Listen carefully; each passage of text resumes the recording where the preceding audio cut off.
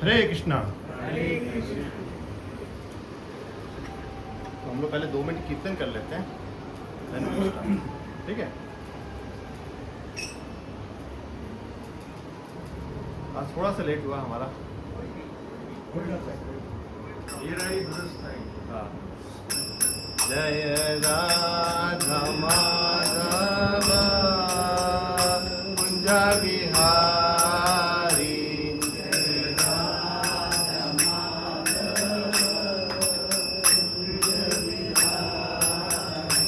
जय राधा माधव कुंज बिहारी,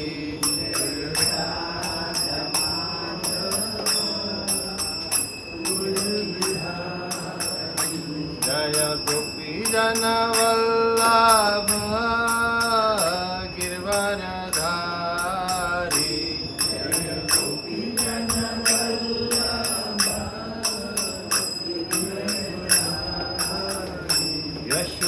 यशोदानंदन ब्रज जन रंजन,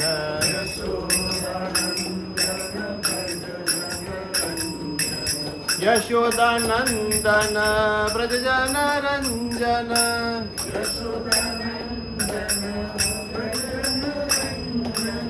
यमुना तीर वनचारी,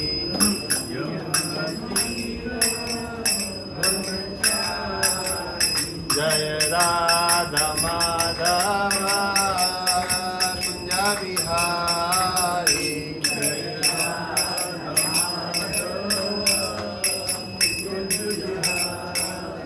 हरे कृष्ण कृष्ण कृष्ण हरे हरे, हरे राम राम राम हरे हरे, हरे कृष्ण कृष्ण कृष्ण कृष्ण हरे राम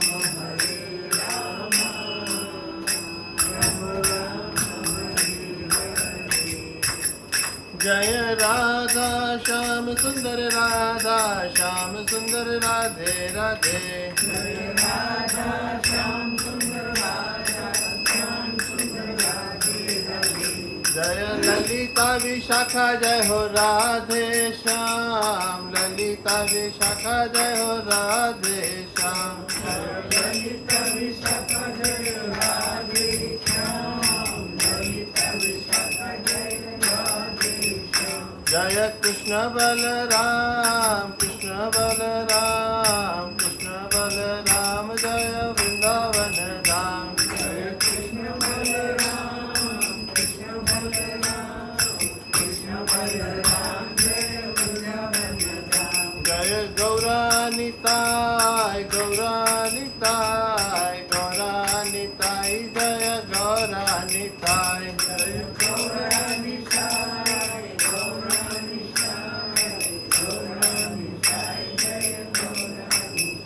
जय जय प्रभुपाद प्रभुपाद प्रभुपाद, जय जय प्रभुपाद, जय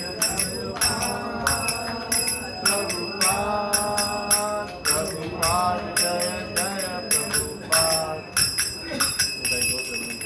हरे कृष्णा। तो आप सभी का स्वागत है आज की कक्षा में। तो आज का हमारा टॉपिक क्या है? तो इससे पहले हमने क्या सीखा पिछली क्लास में? हमने सीखा काम क्रोध मोह को वश में रखना है, नहीं तो जैसे नदियाँ जैसे समुद्र में मिल जाती है, अपनी स्थिति भी स्टेबल स्थित प्रज्ञ रहनी स्थित चाहिए। प्रज्ञा, वेरी गुड। बहुत सारी बातें की।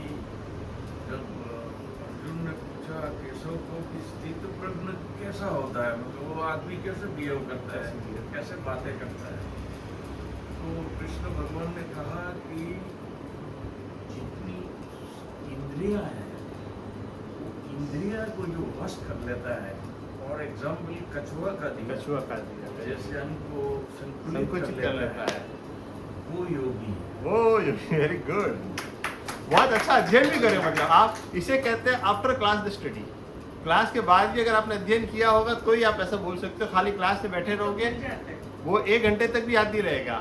अब बाहर जाओगे 1 घंटे बाद सब डब्बा गुल हो जाएगा, वापस नीलबट्टा से नाटा हो जाता है। ये वापस अगर आप पढ़ोगे ना तो ही आपको होगा। ये मैं रिकॉर्डिंग भी क्यों करता हूँ पता है? ये रिकॉर्डिंग इसलिए करता हूँ, इसके 2 लाभ है। यदि कोई क्लास में नहीं आया तो उसको भी लाभ मिल जाए, और ये आपको वापस से सुनना है 2-3 बार। आप अगर बार बार नहीं सुनोगे तो आपको कुछ याद रहने वाला नहीं है। पढ़ो वापस नहीं तो सुनो। हाँ, पढ़ने में आलस आता है, नहीं पढ़ा जाता तो सुन तो सकते हैं ना। जो हमने क्लास में बोला वो वापस सुन लेंगे। 2-3 बार हफ्ते भर में सुनेंगे तो हम बैटरी चार्ज रहेगी, बैटरी डिस्चार्ज नहीं हो जाएगी। और किसी को कुछ याद?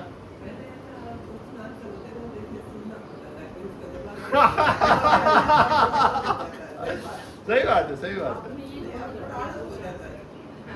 सही बात है। हाँ, मनुष्य के लिए इतनी सारी बातें कही थी भगवद गीता पाठ। एक सेकंड, सुनो। मनुष्य के लिए इतनी सारी बातें की अध्याय 2 में कि प्रकृति के जो 3 गुण हैं उसकी क्रिया और प्रतिक्रिया से सुख और दुख का जन्म तो होता ही रहता है। मनुष्य को ये सीख लेना पड़ेगा कि उसको कॉम्बैट कैसे करें। हाँ, और वो कॉम्बैट करने के लिए भी प्रभु ने एक रास्ता दिखाया है कि आप रिलेशनशिप बनाइए प्रभु के साथ, ताकि आप कभी अकेले न महसूस हो। क्योंकि लाइफ में एक स्टेज आता है कि आदमी अपने को, जैसे अर्जुन भी अपने आप को हेल्पलेस सिचुएशन में ला के खड़ा कर दिया था उसने। तभी भगवान ने कहा कि आपको स्थितप्रज्ञ था, अंदर झांको, अपने आप इंट्रोस्पेक्शन करो। इंट्रोस्पेक्शन, क्योंकि अंदर आत्मा राम बनो, आत्मा में संतुष्ट रहो अपने आप के अंदर। बोला अंदर ही प्रेम और ब्लिस सारी चीजें अंदर ही है। तो आई एम वेरी हैप्पी आप अध्ययन कर रहे हो। बाहर की सारी भौतिक स्थितियों में से आपको विड्रॉ करना, आप अंदर ले जाओ अपने आप। फिर उसके आगे वाले श्लोका में कहते हैं परम दृष्टवा निवर्तन्ते। जैसे हायर टेस्ट में जब तक आप एंगेज नहीं होते हैं तब तक लोअर टेस्ट आपसे छूटेगा नहीं। मैंने कल एक वीडियो देखा, बहुत शानदार वीडियो था। बोला there is no balance life. क्या बोला? There is no balance life. लोग कहते हैं ना हम ये भी कर लेंगे, हाँ बैलेंस करके चलो। बोले बैलेंस होता ही नहीं कभी, ये तो मिथ है। कहने का मतलब आप मतलब प्रैक्टिकली आप कभी बैलेंस नहीं कर सकते। कोशिश कर सकते हैं। कोशिश करोगे बैलेंस होने वाला नहीं। या तो आप स्पिरिचुअलिटी में रहोगे या तो आप उसके अंदर रहोगे। बहुत डिफिकल्ट है ये सब चीज करना, लेकिन ट्राई करने की आपकी फर्ज बनती है। अभी मैं जो श्लोक सुन के आ रहा था ना, वो श्लोक था भागवतम का श्लोक। युधिष्ठिर महाराज बता रहे थे आयुर्हर्ति, मतलब जैसे सूर्य उदय होता है और सूर्य अस्त होता है तो मनुष्य की आयु क्षीण होती जाती, एक एक दिन घटती जाती है। लेकिन जो एक भक्त होता है ना, भक्त की आयु नहीं घटती है। अब आप सोचोगे ये कैसे हो सकता है, भक्त भी तो मरते ही है ना आखिर में। तो समझ रहे कॉन्सेप्ट को? वो आत्मा बन जाता है ना, नहीं। वो और आत्मा और परमात्मा का जो मिलन है। अब देखिए युधिष्ठिर महाराज ने बहुत सारी बातें अच्छी अच्छी कही हैं। युधिष्ठिर महाराज ने ये बताया कि जो व्यक्ति हरि कथा करता, हरि नाम करता, उसकी आयु नहीं घटती है। उसकी अपेक्षा जो जिस समय, जैसे पूरा 24 घंटा गया, 24 घंटे में मान लो आपने आधा घंटा किया तो आधा घंटा आप जिए हो, बाकी एज गुड एज डेथ है। वो मरने के समान ही है जितने समय आपने हरि कथा नहीं करी है। ये युधिष्ठिर महाराज कह रहे। कौन कह रहे हैं?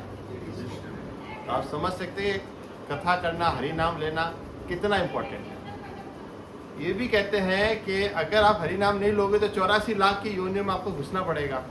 84 लाख की अगर टोटल निकाली जाएगी ना तो 2 करोड़ 60 लाख साल होती है। कितना? 2 करोड़ 60 लाख साल।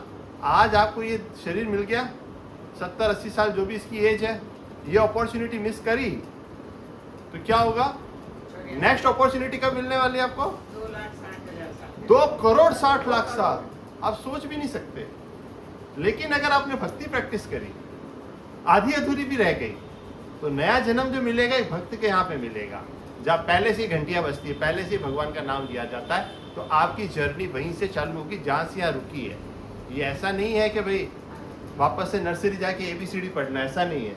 वो व्यक्ति स्वतः योग के प्रति आकर्षित हो जाएगा। कई बार आप देखेंगे 5 साल का बच्चा है लेकिन इतने फटाफट श्लोका बोल देता है, इतना सब कुछ कर देता है। क्यों कर देता है? वो पूर्व जन्म का योगी है। आप उसकी 5 साल की आयु देख रहे हो, ये तो छोटा बच्चा, अरे उसकी तो आयु कंटिन्यू चलता आ रहा, आप भी कंटिन्यू चलते आ रहे हो, बट आप कितना माया के साथ में लिप्त होते हो और कितना भगवान की तरफ। हम लोग मुंह ना या तो इधर कर सकते हैं या तो इधर कर सकते हैं, एक तरफ नहीं कर सकते। एक तरफ माया है और एक तरफ कृष्ण है। चॉइस हमारी है, हमें मुंह किस तरफ करना है। ठीक है, चलो आज हम टॉपिक पे आ जाते हैं। देखिए, पहला 2 चैप्टर्स थे ना, पहले में क्या था? ऑब्जर्विंग द आर्मीज, मतलब कि पूरे सैन्य निरीक्षण किया गया था। फिर बाद में क्या हुआ था? उसने सारे कारण बताए थे। फिर बाद में उसका आया था इनडिसीजन। फिर बाद में वो आते हैं कृष्ण के प्रति सरेंडर होते हैं। ये हमारी चैनल चली थी। कुछ कर्म के बारे में भगवान ने दूसरे अध्याय में भी बताया था, जैसे सकाम कर्म भी बताया था, उसके बाद में निष्काम कर्म भी बताया था। उसी के व्याख्या अभी डिटेल में आगे आगे चल के होंगी। दूसरे अध्याय तक सारे टॉपिक कवर हो चुके हैं ऑलमोस्ट। दूसरे अध्याय में भगवान ने सब कुछ कह दिया जो उनको कहना था, बट अब अर्जुन वही चीजें डिटेल में आगे आगे पूछने वाले हैं सारे चैप्टर्स के अंदर। और 18 अध्याय तक चलेगी कहानी। लेकिन क्या है, शॉर्ट और समरी में वो देखेंगे, चलो इतना सा समझा दो तो समझ जाए बच्चा, तो समझ जाए। लेकिन वो नहीं समझा। वो क्यों नहीं समझा? क्योंकि हम लोग नहीं समझने वाले। भगवत गीता किसके लिए कही गई है? हाँ? किसके लिए कही गई है? This is the right answer. किसके लिए कही गई है? मेरे लिए कही गई। जब आप ये सोच के पढ़ोगे ना तो भगवत गीता अच्छे से समझ आएगी। आज का हमारा टॉपिक है कर्म योग। इसको हमने सेक्शन वाइज डिवाइड किया है, शॉर्ट में समझा देता हूं। अर्जुन को कंफ्यूजन है पहले 2 श्लोका के अंदर कि रिनंसिएशन, वैराग्य ले ले के कर्म करे, छोड़ के चला जाए कि अपना कर्म करे, ये उसको कंफ्यूजन है। अब क्या कह रहे भगवान के जो निष्काम कर्म योग जो पहले बताया था ना पिछले अध्याय में, वो निष्काम कर्म अर्जुन के लिए ज्ञान अर्जित करने से भी ज्यादा अच्छा है। एक इंसान होता है सिर्फ ज्ञान अर्जित करता है, और एक इंसान होता है जो निष्काम भाव से कर्म करता है। आपको अच्छा नहीं भी लगता है फिर भी आप करते हो, ये आपकी ड्यूटी है। ड्यूटी समझ के भी अगर आप करोगे, आपका निर्धारित काम, जिसे कहा जाता है प्रिस्क्राइब ड्यूटी, आपको भगवान ने जिस रोल में भेजा है उस रोल को निभाना आपको बहुत ज्यादा जरूरी है। आप जो भी रोल के अंदर हो, माता के रोल में हो, पिता के हो, बिजनेसमैन हो, कि स्टूडेंट हो, कि कोई भी लाइफ हो, आपको जो भगवान ने लाइफ दी है उसका कर्म आपको निभाना बहुत जरूरी है। कैसे कर्म कांड से हम लोग कर्म योग की तरफ जा सकते हैं? 2 बातें होती। कर्म कांड का मतलब आप समझे?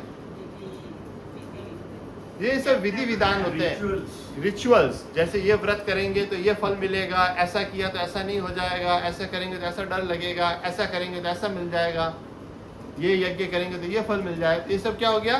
कर्म कांड हो गया। और कर्म योग क्या होता है कि जो भी काम किया वो भगवान से जोड़ दिया। हमने काम किया लेकिन किसके लिए किया? अगर हम भगवान के लिए कार्य करते हैं तो हम बंधन में नहीं आते हैं। अपने बेरसी जोएली ने एक सोनानी ने एक लोखंडनी, याद है ना? हाँ। तो हमको बंधना किसी में भी नहीं है।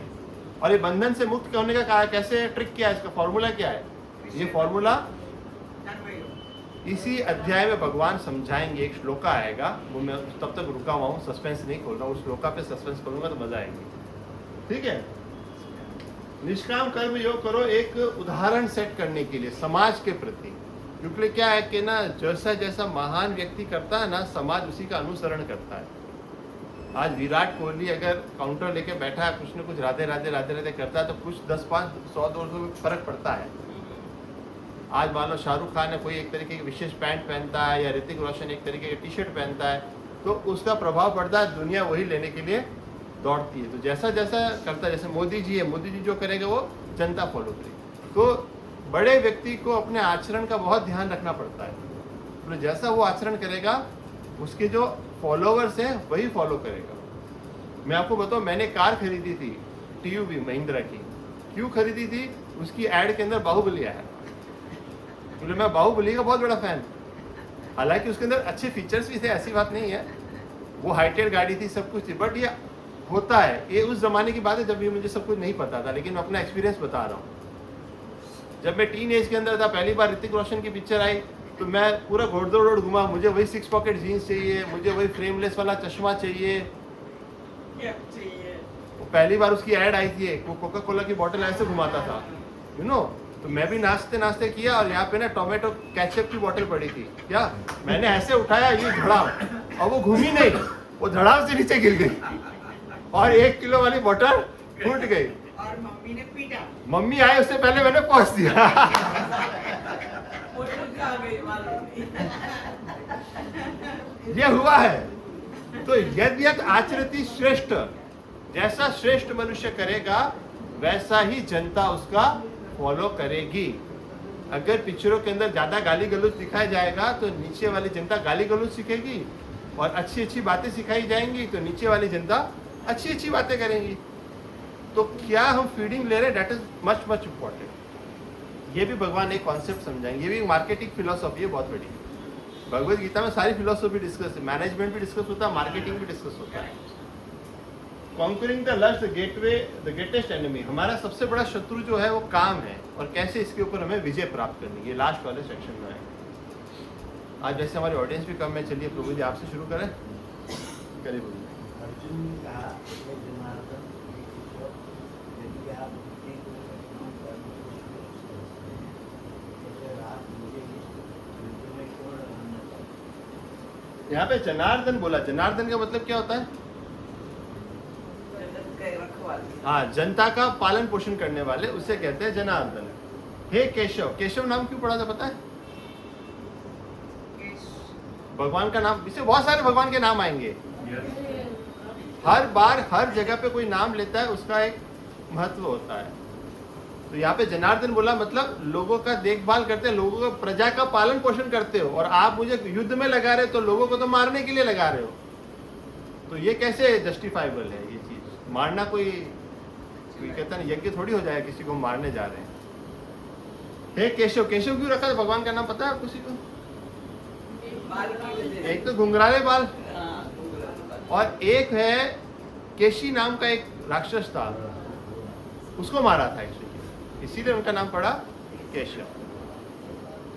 आप सकाम कर, क्या कहते हैं, यदि आप बुद्धि को सकाम कर से श्रेष्ठ समझते हैं तो क्यों आप मुझे घोर युद्ध में लगा रहे हो? पहले आपने सब ज्ञान वाली बातें करी ना, आत्मा का ज्ञान था, अस्तित्व प्रज्ञ बनो, ये सब कुछ करो, तो फिर आप मेरे को ना युद्ध में कहीं को लगा रहे हो?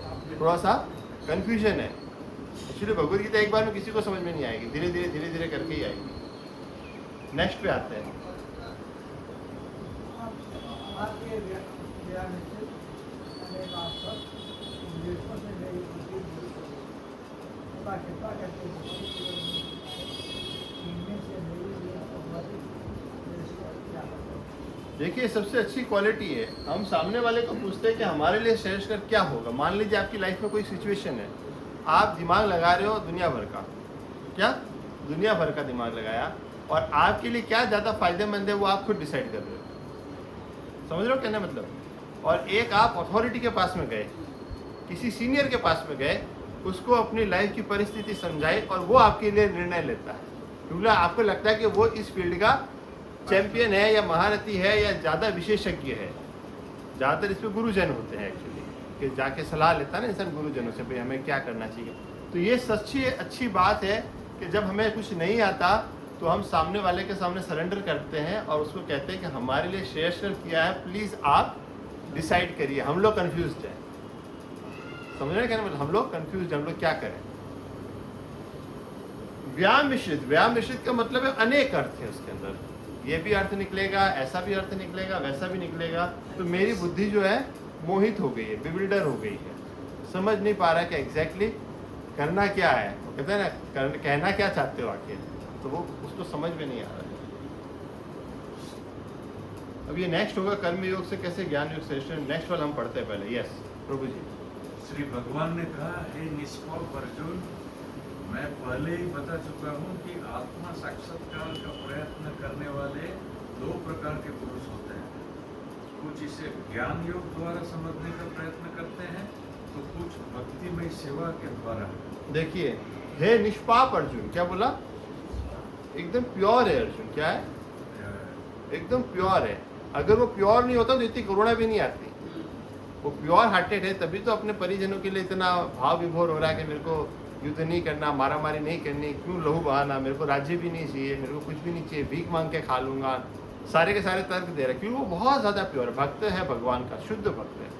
बाकी आप, मेरे को तो पता है सबसे ज़्यादा लकी इंसान ही अर्जुन लगता है। आप साख्य भाव के अंदर हो, भगवान के साथ इतना आदान प्रदान आप कर रहे हो और आपके सारथी बने भगवान, तो आप कितने बड़े महात्मा हुए कि आपको ऐसा चुना गया कि आपको साक्षात भगवान के मुख से भगवत गीता सुनने को मिली। बहुत बहुत, और उसको ना भगवान एक ये भी शब्द कोट करेंगे, हे देहधारियों में श्रेष्ठ। देहधारियों में श्रेष्ठ का मतलब क्या हुआ? जिसने भी मनुष्य शरीर लिया है उन सब में से अगर कोई श्रेष्ठ है तो अर्जुन। रथ जिसका सारथी स्वयं भगवान है, बने। तो वो कितना महान होगा आप ये समझिए। वो पता है खाली धनुर्धर नहीं था, आपको तो इतना ही पता है ना, सर्वश्रेष्ठ धनुर्धर ऐसा नहीं है, वो सारी कलाओं में निपुण था। 16 कला का केंद्र। डिटेल में जाएंगे तो 64 कलाएं होती है। आप ये समझिए, he was the best singer, he was the best dancer.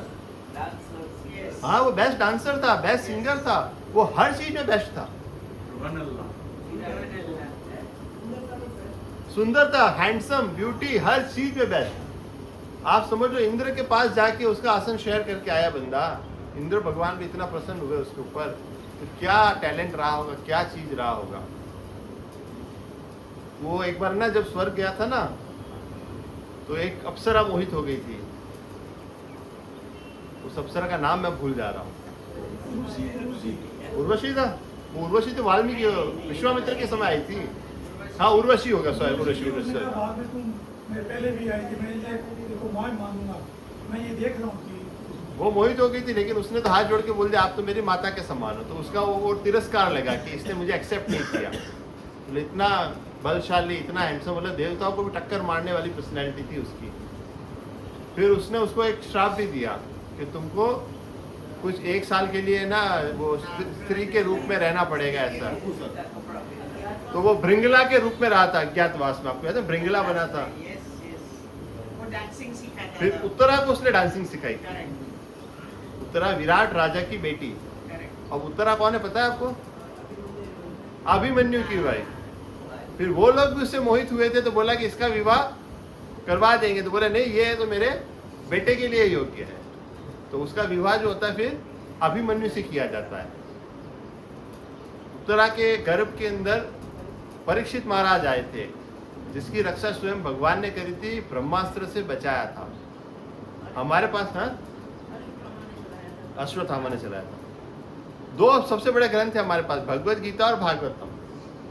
Bhagavad Gita में कौन है सामने? रिसीविंग पार्टी अर्जुन है और बोल रहे हैं कृष्ण भगवान। और भागवतम में जो रिसीविंग पार्टी है वो कौन है? परीक्षित महाराज, और बोलने वाले सुखदेव गोस्वामी। तो यहाँ पर जो है अर्जुन सुनने वाले हैं, दादाजी हैं, और परीक्षित महाराज उनके पोते हैं। तो ये दोनों जो ग्रंथ आए हैं ऐसे हैं। परीक्षित महाराज भी बहुत महान, मतलब बहुत महान। उनकी स्टोरी में भी नहीं जाएंगे, उन्हें बहुत डिटेलिंग होता है। आप सोचिए इतने महान है, गर्भ के अंदर जाके भगवान ने ब्रह्मास्त्र से इसकी रक्षा करी, तो कितने महान रहे होंगे कि भगवान इतनी टेक केयर उस एक जीव के लिए ली। वो उत्तरा के गर्भ में थे। ठीक है, तो वाले 2 पुरुष होते हैं। एक्चुअली क्या है, 2 तरीके के लोग होते हैं। एक होता है जो ज्ञान के द्वारा समझने का प्रयास करते हैं, जैसे अभी हम लोग ये जो भी अध्ययन कर रहे हैं, ये ज्ञान भी है और भक्ति भी। एक्चुअली तो भक्ति के लिए भगवान के बारे में चर्चा कर रहे हैं। और एक होता है भक्ति में सेवा। अब मान लीजिए आप कहते हो मैं तो भगवत गीता सुनता हूँ, मुझे समझ में आता नहीं, आज सुना कल भूल जाऊंगा, 1 घंटे बाद भूल जाऊंगा, कुछ समझ में नहीं आता तो भी चलेगा। लेकिन भक्ति में सेवा ऐसी है कि अनपढ़ गवार भी कर सकता है। उसके लिए क्या चाहिए? सिर्फ प्रेम और भाव चाहिए। भगवान 9वें अध्याय में बताएंगे, पत्रम पुष्पम फलयम तोयम। आप कुछ नहीं कर सकते ना, एक फूल तोड़ के ले आओ, इतना तो कर सकते हो। बगीचे में गए, बस एक फूल तोड़ो या अपने घर से ले लो, वही प्रेम से भगवान को अर्पित कर दो, तो ये आपने भक्ति कर दी। कितना सिंपल है। पत्रम पुष्पम, एक पत्ता या पुष्प, फल कोई एप्पल या पानी। तोयम का मतलब होता है जल, मतलब पानी। ऐसी भगवान ने चीज बोली है जो फ्री में अवेलेबल है। आजकल तो पानी का ही पैसा देना पड़ता है मार्केट में, लेकिन ये पत्ता फल वगैरह लोग ऐसे ही आप तोड़ के ला सकते हो और ऐसे ही भगवान को अर्पित कर सकते हो। भगवान इससे ही संतुष्ट हो जाते हैं। ऐसा नहीं कि आप 56 भोग बना के खिलाओगे तो ही भगवान ऐसा नहीं है। भगवान सिर्फ भाव के भूखे हैं। एग्जाम्पल आपको पता ना, जब वो हाँ मध्याजी माम नमस्कुरु, अपने मन को मेरे में लगाओ, मुझे नमस्कार करो, मेरी पूजा करो, दैट्स इट। यही है ये 18.65। प्रभु जी आपका फेवरेट श्लोक है 18.65। बस मन बना मोह बदलो। भगवान का एक एग्जाम्पल आता है महाभारत में। जब वो हस्तिनापुर गए थे तो दुर्योधन ने ऑफर किया था कि 56 भोग है उसके यहाँ पे। उसका 56 भोग रिजेक्ट किया और विदुर के घर गए, सूखा साग खाया। और जब विदुरानी थी, विदुर घर पे नहीं थे, विदुरानी थी, तो विदुरानी इतनी बड़ी भक्त थी, विदुरानी सामने कृष्ण भगवान बैठे हैं तो केला छिलके दे रही है, केला फेंक दे रही है और छिलका दे रही है। क्या भाव देखो आप, उसको नहीं पता चल रहा वो क्या करे। साक्षात भगवान सामने बैठे तो इंसान का क्या माइंड होगा। क्या किया उसने, केला फेंका और छिलका दिया, और भगवान ने क्या किया, वो छिलका ग्रहण किया। भाव लेते हैं ना भगवान, और इतना आनंद से लिया, इतना आनंद से लिया। फिर जब विदुर जी आए बोला अरे ये तो क्या कर रही है, अरे तो ये क्या कर रही है। आप सोच सकते हैं भगवान कितने भाव के भूखे हैं। हाँ एकदम से कोई खुशी वाली बात सामने आ जाती है, हाँ कोई ऐसा आदमी हमारे सामने आ जाता है, इसको देख के हम शुद्ध बुद्ध खो देते हैं। हमको खुद पता नहीं होता कि हम लोग क्या कर रहे हैं। शब्द नहीं है कहने को। इतना आनंद आ जाता है अंदर, अंदर भाव हो जाता है कि सब विस्मृत हो जाता है, क्या कर रहे हैं, गड़बड़ा जाते हैं। तो दो रास्ते हैं, या तो ज्ञान के माध्यम से और या तो भक्ति में सेवा के माध्यम से। ज्ञान भी होना जरूरी है और उससे भी ज्यादा श्रेष्ठ है वो है भक्ति। कई बार एक इंसान ऐसा बैठा होगा जिसको बहुत सारे श्लोका लर्न हो सकता है। कोई एक ऐसा हो अनपढ़ गवार सा है लेकिन बस भगवान की सेवा अच्छा करना जानता है। क्या वो भगवान के लिए झाड़ू निकालता है, भगवान के लिए भोग बनाता है, भगवान को पत्र पुष्प सब कुछ हरि नाम जाप अच्छे से करता है। ये सब कुछ अगर अच्छे से करता है तो महान कौन हुआ, जो सेवा करता है, भगवान की सेवा करता है। दैट इज मोर, भगवान को बहुत ज्यादा प्रिय है। ऐसा नहीं कि ज्ञानी प्रिय नहीं, ज्ञानी भी प्रिय है, ऐसा नहीं है, लेकिन भक्ति में सेवा के द्वारा ही भगवान को जाना जा सकते हैं। 11वें अध्याय में कहेंगे भगवान भक्तिया माम अभी जाना थे, 18वें अध्याय में कहेंगे सिर्फ भक्त ही है जो मुझे जान सकता है, ज्ञानी नहीं जान सकता है। इतना ज्ञानी एक स्तर तक जान सकता है, उसके ऊपर का स्तर सिर्फ भक्त जान सकता है। मैंने एक स्टोरी बताई थी आपको।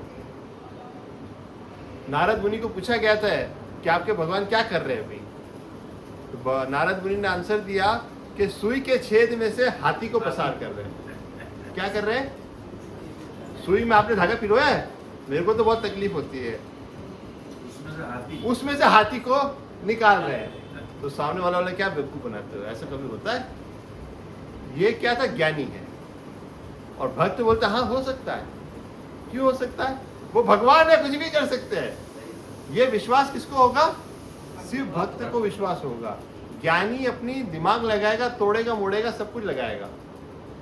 हिरण्यकशिपु था, सारी कंडीशन अप्लाई करी थी ना, न घर के अंदर न घर के बाहर, न दिन में न रात में, न ये न वो, सारा दिमाग सारी बुद्धि लगा दी, बुद्धि लगाई थी। अब उसका कोई तोड़ ही नहीं था। लेकिन ब्रह्मा जी ने क्या बोला, तथास्तु। बोलो उनको भगवान पे ज्यादा भरोसा है, तेरी बुद्धि पे इतना भरोसा नहीं जितना भगवान पे भरोसा है। तू जितना कंडीशन लगाने लगा ले, कंडीशन बनाने वाला तुम्हारा बाप अलग से बैठा है। वो सारी कंडीशन है, सारी कंडीशन सॉल्व करी थी ना, न घर के अंदर न घर के बाहर, न धरती पे न आसमान पे, सारी कंडीशन। और उसको बता के किया कि देख ले तू अभी, हाँ सारी चीजें। और ना मैं ब्रह्मा की बनाई हुई रचयिताओं में भी कोई नहीं हूँ, ना मैं पशु हूँ ना मैं मनुष्य हूँ, सारी। और ना अस्त्र से ना शस्त्र से, सारी कंडीशन उसको गिनाई। फिर उसका पोस्टमार्टम किया लाइव, बिना एनेस्थीसिया के। एनेस्थीसिया के इंजेक्शन नहीं दिया, सीधा ऑपरेशन कर डाला, हार्ट डाला। हार्ट के भी क्या किया पता है, उसकी जो इंटेस्टाइन होती है ना, इंटेस्टाइन आतरडिया, उसको निकाला और ऐसे हार की तरफ है ऋषि अवतार, नरसिंह अवतार। नरसिंह अवतार, उसको एक है ना अपना आभूषण की तरह श्रृंगार किया। आप समझ पा रहे हैं? और उनकी मतलब इतने सॉफ्ट है कमल जैसे उनके हाथ, उनके जो वर्णन आता है ना बहुत प्यारे हैं। एक्चुअली सबसे ज्यादा प्यार करने वाले कोई अगर है तो वो नरसिंह भगवान है, क्योंकि वो भक्त की रक्षा करते हैं।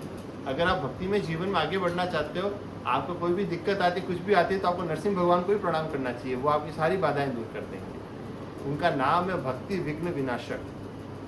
कोई भी विघ्न अगर भक्ति में जीवन में आता है तो वो नरसिंह देव जो होते हैं तुरंत उसको क्लियर कर देते हैं। ठीक है, नेक्स्ट आती है हमारी योगा की सीढ़ी आती है। देखिए सबसे नीचे लेवल पे होता है कर्म कांड, इसके भी नीचे होते हैं लेकिन वो मनुष्य कहलाने के लायक नहीं है। कोई इंसान अगर कर्म कांड ही करता है तो उसको करने देने का, उसको मना नहीं करने का। कर्म कांड होता है जैसे मान लो कि उसको इतना पता है क्या है, एकादशी ब्राह्मण आता है, उसको थोड़ा बहुत अनाज या थोड़ा आटा वाटा सब दान दिया जाता है, उसको इतनी सी नॉलेज है तो उसको करने दो। ये करेगा तो कुछ न कुछ सुकृत्या अर्जित करेगा, समझ रहे हो? उसको इतना पता साल में एक दिन श्राद्ध का दिन आता है तो ब्राह्मण को खाना खिलाना चाहिए, इतना उसको पता है ना, उतना उसको करने दो, सब कुछ करो। अब उसके ऊपर जिसका दिमाग उठेगा ना वो जाएगा कर्म योग के प्रति। कहाँ जाएगा? पहले तो कर्म कांड करेगा, ये व्रत कर लो तो ये फल मिल जाएगा, ये कर लो, ये होता है बेसिक लेवल पे। उसके ऊपर जाएगा तो कर्म योग होगा।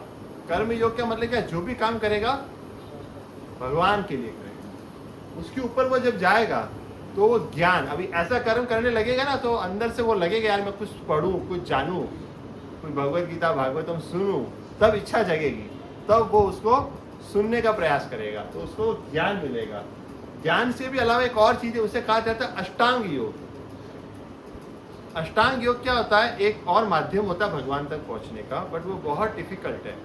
आपने देखा ध्यान लगाना, प्राणायाम, साधना, कितने कितने सालों तक टट्टार बैठ जाना करना, ऐसा मतलब प्रैक्टिकली भी कलयुग के अंदर पॉसिबल नहीं है। न ऐसी हवा है, ना ऐसे जंगल है, उसमें बहुत टेक्निकल बातें होती हैं। दिशा क्या लेनी, आसन कौन सा लेना, क्या करना, बहुत सारी चीजें हैं।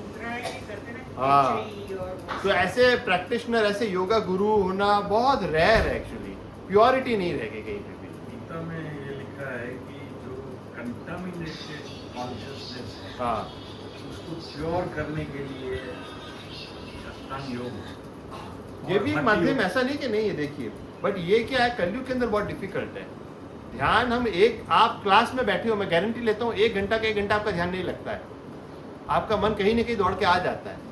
आप भले शरीर से यहाँ बैठे हो, ऐसा कहते हैं 15-20 सेकंड से ध्यान नहीं लगा सकते। आपका नहीं हट रहा है? हाँ, तो अच्छी बात है, मतलब आप अच्छे सो लो। ज्यादातर ये होता है, इंसान थोड़े टाइम के लिए भटक जाता है, कहीं और चला जाता है, फिर वापस आ जाता है। मेरे साथ भी होता है। मैं भी अभी कथा में बैठा था तो मैं भी थोड़ा जाता रह रहा था, जाने के बाद वापस आ जाता। हाँ हाँ, मुझे ये सुनना है। मन चंचल है, उसको काबू में किया जाना बहुत मुश्किल है। जितना हो सके प्रैक्टिस करिए, सुनते रहिए तो अच्छे लेवल पे पहुंच जाए। आप बहुत सीनियर है इसलिए आप पहुंच गए, मैं भी कमजोर कच्चा खिलाड़ी हूँ, इसीलिए मैं नहीं पहुंच पाया। अष्टांग योग के बाद में जो सबसे ऊंचा होता है उसे कहा जाता है भक्ति योग। भक्ति योग है ऐसी चीज है, जैसे आप ग्राउंड फ्लोर पे हैं, आपको 12th फ्लोर पे जाना है, तो अष्टांग योग ऐसा हो गया कि आपने सीढ़ी ली। क्या ली? सीढ़ी ली। और भक्ति योग है मतलब आप लिफ्ट में बैठ गए। मतलब भक्ति योग में क्या है? ना कोई नियम ज्यादा सुनना, ना ज्ञान सुनना, ना कुछ करना, बस भगवान की सेवा किया, हो गया। नाम जप किया, हो गया। भक्त होते हैं वो भोले होते हैं, बस ज्यादा कुछ नहीं। वो सिंपल होता है। लोगों को लगेगा ये कितना अनाड़ी है, कितना बेवकूफ है, इसको तो कुछ आता ही नहीं। अरे क्या नहीं आता? शबरी, पता शबरी क्या करी थी? शबरी ने सिर्फ गुरु के ऊपर भरोसा, वो गुरु का नाम क्या था? मतंगी। उनको लेने के लिए वैकुंठ से प्लेन आया था। नहीं, उनके गुरु को लेने के लिए। आप सोच सकते कितने सिद्ध पुरुष थे, वैकुंठ से प्लेन आया था उनको लेने के लिए। वो गए और अपने कितने सारे शिष्यों को साथ लेके गए। क्या?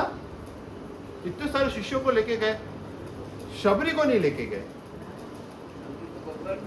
सुनो, अब सुनो, शबरी ने पहले से वो भीलन थी ना, तो पहले वो साइलेंट सेवा करती थी। कि वो लोग 4 बजे उठेंगे ब्रह्म मुहूर्त में, उससे पहले आश्रम का झाड़ू निकाल देना, कर देना, बहुत सेवा करती थी। तो सबको आश्चर्य होता था ये झाड़ू निकाला किसने। फिर पता चला एक भीलन है, वो आती है वो करती है, तो उसको फिर आश्रय दिया अपने आश्रम के अंदर वो ऋषि ने, और उसको सेवाओं में एंगेज किया। फिर जब लास्ट में ये स्टोरी आई कि वैकुंठ से अब आ गया, इससे बड़ी तो उपलब्धि कुछ नहीं हो सकती ना, वैकुंठ से प्लेन आ गया तो भी गुरु उसको लेके नहीं गए। लेकिन गुरु ने एक बात कही कि तुमको लेने स्वयं नारायण आएंगे, तुमको सेवा में लगना है। एक दिन राम आएंगे तुम्हारे पास, स्वयं आएंगे। तो आप ये सोचिए गुरु के ऊपर कितनी श्रद्धा, एक वाक्य गुरु ने कह दिया और अपना पूरा जिंदगी बिता दिया एक गुरु के वाक्य पे। ये होती शरणागति। हमको तो कोई कुछ बोले तो हम तो सीधा उसके ऊपर क्वेश्चन कर लेंगे कि ऐसा नहीं ऐसा होता, गुरु को सिखाने बैठ जाएंगे कि ऐसा नहीं ऐसा होता। लेकिन गुरु के अंदर श्रद्धा थी, वो श्रद्धा से उसने अपना पूरा जीवन दिया, पूरा रास्ता रोज फूल बिछाती थी, इतना श्रद्धा था कि एक एक बेर चक्के देती थी कि मेरे भगवान आएंगे तो उनको कोई खट्टा ना लग जाए, कहीं कुछ कीड़ा ना हो। तो ऐसा भक्त का भाव, तो उनके साथ क्या आप सबको पता ही है। कौन आए थे उनसे मिलने? अभी भजन भी बहुत हिट हुआ था ना, मेरे झोपड़ी के भाग आज खुल जाएंगे, राम आएंगे। तो राम जी स्वयं आए थे और उनके झूठे बेर भी खाए, और उन्होंने ना भक्ति का भी, नौदा भक्ति का उपदेश भी दिया। रामचरितमानस में इसका वर्णन आता है, 9 प्रकार की भक्तियां होती है, राम जी ने सारे उपदेश भी दिए। कपिल ने माता को दिया था नवदा भक्ति का ज्ञान, और कपिल को राम ने दिया। किसको दिया? कपिल मुनि है ना, उसकी हाँ। माता को। कपिल मुनि वहां पे दिया, भागवत में वर्णन आता है। और मेन जब दिया था प्रहलाद महाराज ने भी दिया था, 7.5.23 श्रवणम कीर्तनम विष्णु स्मरणम पाद सेवनम। प्रहलाद महाराज ने दिया था। ये 9 टाइप्स की भक्ति है। श्रवणम कीर्तनम विष्णु, या तो श्रवण करो कीर्तन करो, पाद सेवनम अर्चनम, ये सारे के सारे टाइप्स है। तो ये सारी होती है भक्ति। अभी भीलन थी शबरी, शबरी के पास में कुछ था, कोई ज्यादा ज्ञान नहीं, कोई कुछ नहीं, लेकिन क्या था?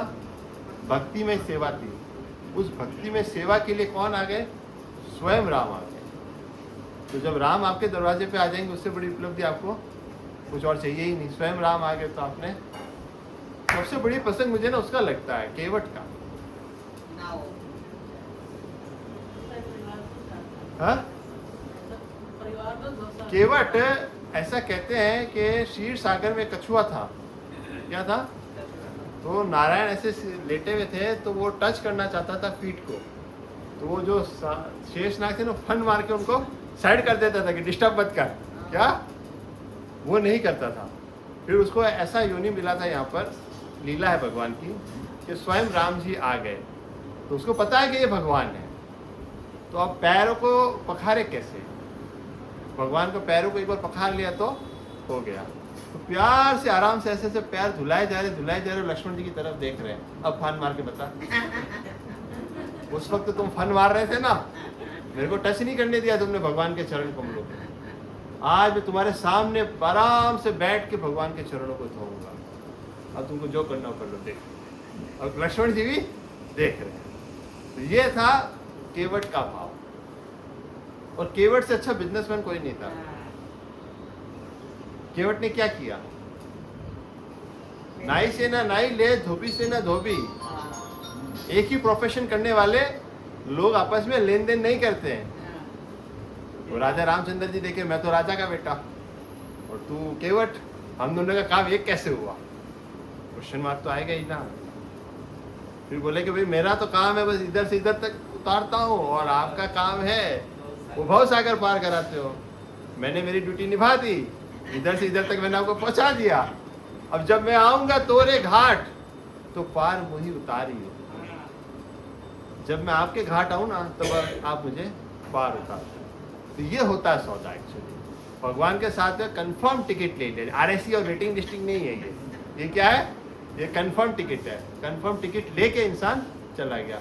इसीलिए कई बार हम लोग क्या बेवकूफ़ी कर देते हैं, भगवान के सामने क्या मांगना चाहिए हमें पता ही नहीं है। छोटी-छोटी चीजें। हम लोग शायद 2, 5, 10 करोड़ मांग लेते होंगे भगवान से, अब उसको क्या पता 1000 करोड़ देने हो। भगवान से ऐसा कहते हैं, भगवान से इतना ही मांगना चाहिए कि बस कृपा करिए, दैट्स इट। जो मेरे कल्याण में बस वही दीजिए। मैं बेवकूफ़ की तरह कोई ऐसी चीज़ मांग लूँगा जो आपसे दूर लेके चली जाएगी। हो सकता है मैं 4 गाड़ियाँ मांग लूँ, मर्सिडीज, BMW, ऑडी, बेंटले, अब उसको यूज़ करने में रह जाऊँगा तो मैं भक्ति नहीं कर पाऊँगा। तो भगवान आपको कुछ देते हैं या आपसे कुछ छीनते हैं, इसके पीछे भगवान का ही उद्देश्य होता है, ताकि आप भक्ति में लग सको। जो मैंने आज श्लोका सुना ना, जितना भक्ति किया उतनी देर आप जिंदा रहे, जितना समय बिना भक्ति के बिताया आप उतना समय मृत्यु में रहे। ये आज का श्लोका था जो मैं भागवत में सुन के आया था। आयुर्हर्तु, सूर्य उदय होगा, सूर्य अस्त होगा, उसकी आयु क्षीण होगी, लेकिन जो भक्ति कर रहा होगा उसकी आयु क्षीण नहीं होगी। भक्त कभी नहीं मरता। ठीक है, योग सीढ़ी समझ में आ गया? बट आई थिंक टाइम तो हो गया, 5-10 मिनट ले लेते अपने पास। ठीक है, नेक्स्ट करिए। न्याय तो कर्म से विमुख होकर कोई कर्म फल से छुटकारा पा सकता है, और न केवल संन्यास से सिद्धि प्राप्त की जा सकती है। बहुत बड़ी बात है। देखिए, न तो कर्म से विमुख होकर कोई कर्म फल से छुटकारा पा, आप अपने कर्म से मुंह नहीं मोड़ सकते। और ऐसा नहीं कि खाली संन्यास लेने से कोई सिद्धि मिल जाएगी। जबरदस्ती का संन्यास होता है। एक मान लो किसी की बीवी बहुत ज्यादा लड़ाई झगड़ा करती है, एग्जाम्पल, वो कंटाल के बोलता है मेरे को तो संन्यास लेके चला जाना है, इस दुनिया में कुछ नहीं रखा, या उसके रिश्तेदारों से नहीं बनती या कहीं से भी नहीं बनती, तो वो कौन सा संन्यास हुआ? वो जबरदस्ती का संन्यास है, भयेड़ू वाला संन्यास हो गया। फिर क्या होगा? उसको वहाँ हरिद्वार तो चला जाएगा, फिर बारिश का मौसम आएगा कि बोले पकोड़े तो अच्छे बनते थे, वो कितना भी लड़ती थी लेकिन पकोड़ा तो अच्छा बना के देती थी। तो ये होता है। उसे क्या कहते हैं? एक मिथ्याचारी का शब्द आएगा, भगवान अभी आगे यूज करेंगे, उसे मिथ्याचारी कहते हैं। मिथ्याचारी का मतलब होता है चोला पहन लिया आपने, अंदर से आप चेंज नहीं हुए। सन्यासी बनना है तो आप गृहस्थ में रह के भी जीवन जी सकते हो, मन से बनना पड़ता है। खाली ऐसा रुद्राक्ष की माला पहन ली, त्रिपुंड लगा लिया, जटाएं बढ़ा ली, दाढ़ी मूछ बना लिया, अब लोग मुझे महाराज महाराज कहेंगे, मेरी पूजा करेंगे, वो भी एक गड़बड़ वाला मामला है। ज़्यादातर लोग इसके लिए भी करते हैं कि मेरी रिस्पेक्ट होगी, मुझे लोग पूजेंगे, लोग बाबजी करेंगे ना, पैरों में गिरेंगे, वेशभूषा देख के भी तो होता ही है ना। आश्रम बन जाते हैं, मठ बन जाते हैं, कलेक्शन आना चालू हो जाता है, फिर बिल्डिंगें खड़ी हो जाती है, फिर और ट्रस्ट पे ट्रस्ट बनती जाती है, एम्पायर क्रिएट हो जाता है ना सब कुछ। बस यही सब है। नेक्स्ट, प्रत्येक व्यक्ति को प्रकृति से अर्जित गुणों के अनुसार विविध होकर कर्म करना पड़ता है। कोई भी क्षण भर के लिए भी बिना कर्म किए नहीं रह सकता। आपका जो भी प्राकृतिक गुण है आपको उसी हिसाब से कर्म करना पड़ेगा, अतः कोई भी क्षण भर के लिए बिना कर्म किए नहीं रह सकता। अगर कोई हिमालय पे चला गया, योगी बन गया, टट्टार बैठ गया, तो वो कर्म कर रहा है कि नहीं कर रहा है? हा? वो तो है ही है, श्वास तो ले ही रहा है ना, सोच तो रही है ना, सोचना भी एक कर्म है, श्वास लेना भी एक कर्म है, बट वो नहीं आएगी सच्ची सोच, उसके मन कहाँ जा रहा है वी डोंट नो। तो कर्म किए बिना कोई एक क्षण के लिए भी नहीं रह सकता। इसीलिए कहते हैं कर्मों का त्याग मत करो, कर्म को भगवान के प्रति डाइवर्ट करो। आप ऐसे नहीं सोच सकते कि आज मैं भगवान में मन लगाऊंगा, नहीं लगेगा मन। अच्छे लोगों का नहीं लगा, आपका कहाँ से लग जाएगा? इसीलिए शरीर को एंगेज करो। जैसे मंदिर में चले गए, मंदिर में गए, वहां पे फूल मालाएं बन रही भगवान की, आप बैठ गए और फूल माला बनाने लग गए। वो आधा घंटा आपने क्या किया?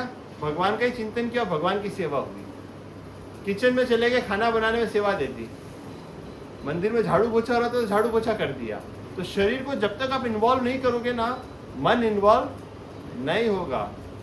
आप ये सोचो कि बस मैं इसी एनवायरनमेंट में बैठ के आराम से बस यही लेक्चर सुनूंगा, बहुत आनंद आ जाएगा, इससे थोड़ा बहुत फर्क पड़ेगा, लेकिन जब तक सेवा में नहीं लगोगे कुछ ज़्यादा हासिल नहीं होगा। सेवा ही सार। नेक्स्ट बहुत इंपॉर्टेंट श्लोक है। जो कर्म इंद्रियों को वश में करता है, किंतु जिसका मन इंद्रिय विषयों का चिंतन करता रहता है, वह निश्चित रूप से स्वयं को धोखा देता है और मिथ्याचारी कहलाता है। क्या कहलाता है? बहुत बड़ा शब्द है एक्चुअली, बनावटी चेहरा। एक कहावत है ना, गिरगिट भी इतने रंग नहीं बदलता जितना आजकल इंसान बदलता है। आपने कहावत सुनी, गिरगिट भी इतना रंग नहीं बदलता जितना तो इंसान बदल देता है। किसी से कोई काम है, मतलब है, तो हाँ बाप जी सेठ जी आप तो हमारे ये हो चापलूसी करके बस अपना काम निकालने में सबको इंटरेस्ट है।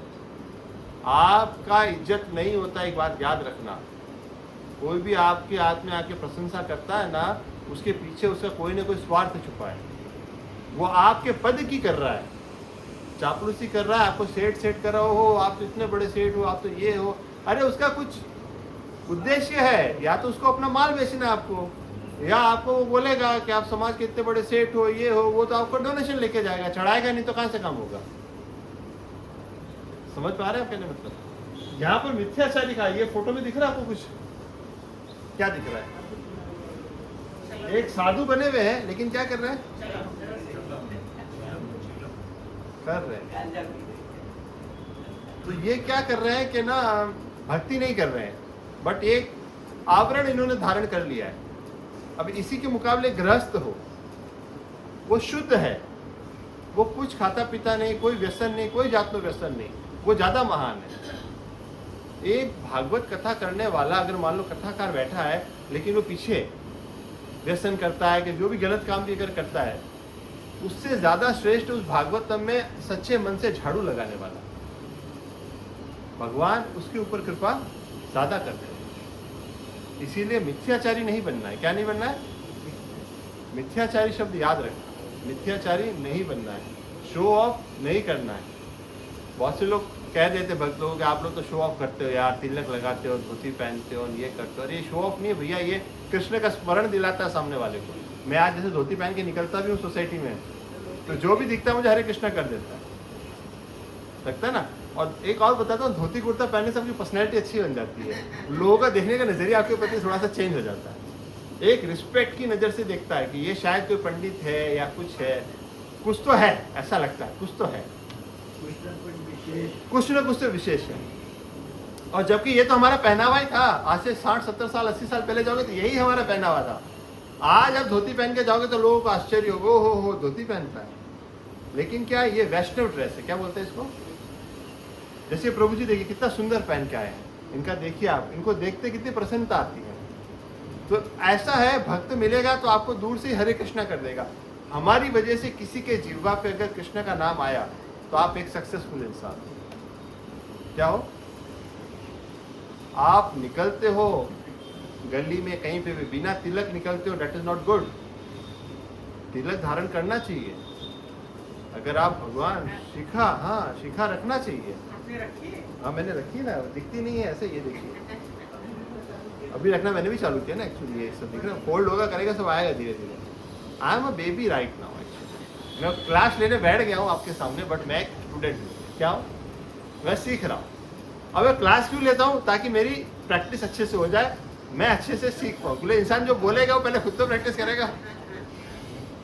एक गुरुजी के पास एक मम्मी गई, बोले कि मेरा बेटा ना मीठा बहुत खाता है, इसको आप कुछ समझाइए। तो उन्होंने बोला 7 दिन बाद आओ।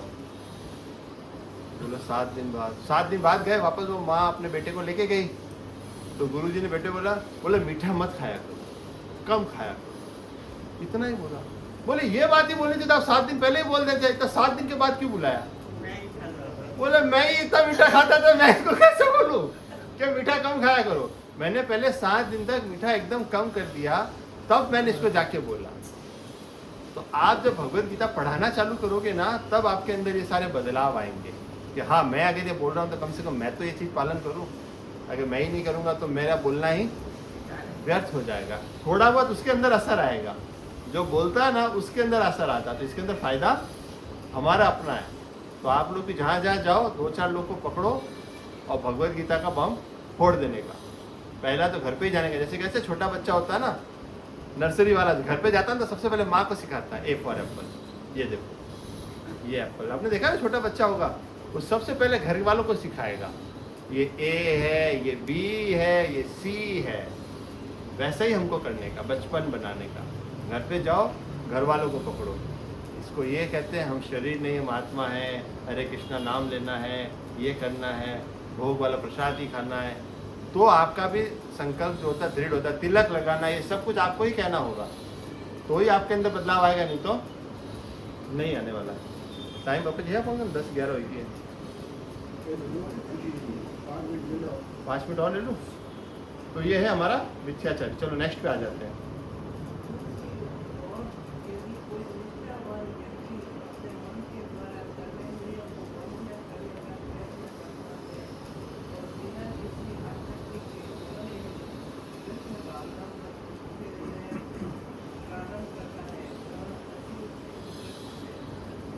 देखिए, ये दूसरी ओर यदि कोई निष्ठावान व्यक्ति अपने मन के द्वारा कर्म इंद्रियों को वश में करने का प्रयत्न करता है, वो ऐसे काम करता है कि मैं इंद्रियों को कंट्रोल करूंगा, कंट्रोल करूंगा, कंट्रोल करूंगा, कंट्रोल करूंगा।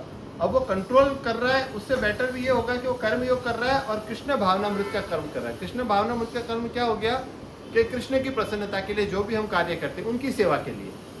भले हम भोग भी बना रहे तो हमको क्या सोचना है, मैंने भगवान के लिए भोग बना रहे हैं। जैसे प्रभु जी बना के लाते हैं तो आपको स्वाद अच्छा लगता है ना, तो इनका भाव बहुत अच्छा होता है। आप ऑफर भी करके लाते हैं ना, यहाँ पर ऑफर होता है, आप ऑफर करके लाते हैं, तो सोचिए आप मतलब कितना एक तो भाव। अगर आपको किसी को भक्त बनाना हो ना, एक फॉर्मूला बता रहा हूँ। आप जैसे सोचते हो मैं अकेला आता हूँ, मेरा लाइफ पार्टनर नहीं आता, कि मेरे बच्चे नहीं आते, कोई भक्त नहीं बनता है। सिंपल लॉजिक है, उनको प्रसाद खिलाना चालू कर दो। क्या एक ही फॉर्मूला है और कोई फॉर्मूला नहीं है, सिर्फ और सिर्फ प्रसाद खिलाओ, उसको प्रसाद में रस आएगा, धीरे धीरे धीरे धीरे धीरे चेतना सुधर जाएगी और भगवान के रास्ते पे लगेगा ही लगेगा। प्रसाद अपना चमत्कार दिखाएगी, लेकिन उसके लिए आपको शुद्ध होना चाहिए। शुद्ध होकर अच्छे भाव से बनाओ कि मैं भगवान के लिए बना रही हूँ। फिर उसको भगवान को भोग लगाओ, तुलसी अर्पण करके, अच्छे मंत्र बोल के, फिर बाद में भगवान उसको स्वीकार करेंगे। और जब तक भोग लग रहा है एक आधी माला कर लो, तो उसके अंदर वो एसेंस घुसेगा। वो एसेंस घुसा हुआ जब आप प्रसाद दोगे ना किसी को, तो उसके हृदय में जाएगा और सब कुछ सही होगा। नेक्स्ट,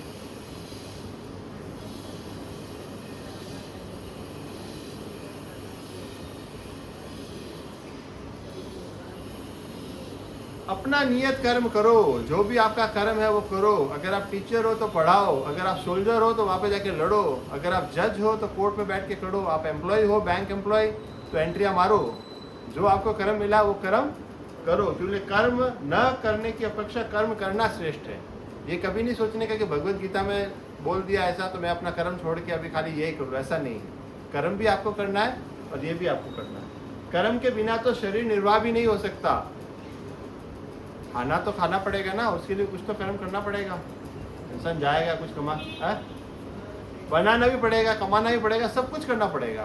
तो कर्म के बिना तो शरीर निर्वाह भी नहीं हो सकता।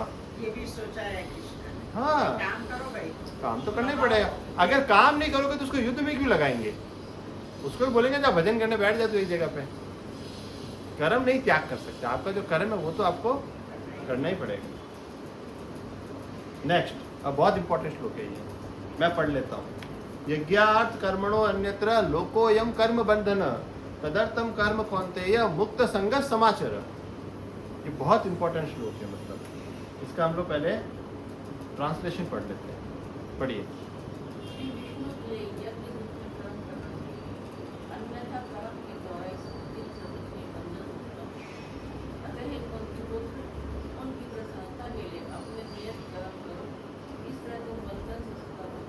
इस तरह तुम बंधन से सदा मुक्त हो जाओगे। मैंने बोला था ना फॉर्मूला आने वाला, सस्पेंस अभी नहीं खोलूंगा मैं।